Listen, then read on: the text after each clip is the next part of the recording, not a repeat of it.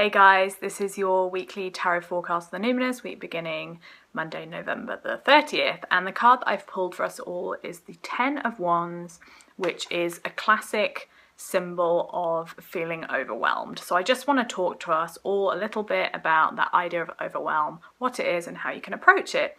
Now I'd say that overwhelm is kind of an umbrella feeling, because along with overwhelm, when we're overwhelmed we tend to feel anxious, ungrounded, and general stress, and also a feeling of a lot of pressure. We're putting a lot of pressure on ourselves, we're feeling a lot of pressure from perceived things external to us, and the outcome of feeling overwhelmed is it's very headspace. So it's kind of you're feeling tense, you're feeling very restricted, you've got that sense of not being able to get things done, and also that sense of being very disconnected and having no idea how to approach things.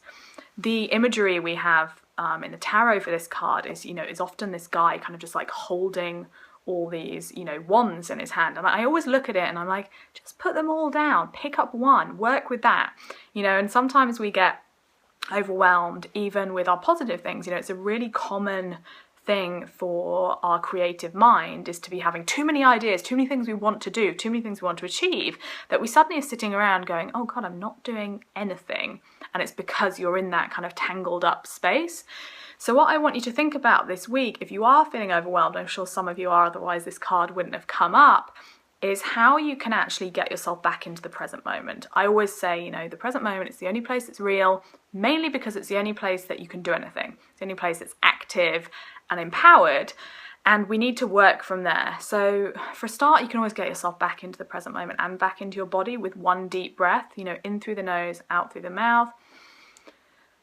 Bam, you're back here. And then you can ask yourself, what can I do right now? To take yourself back to one task, okay? Because sometimes it is, making lunch, or it's sending an email, making a phone call. It's getting yourself back into that idea of, why you make a list in the first place. It's a step-by-step thing.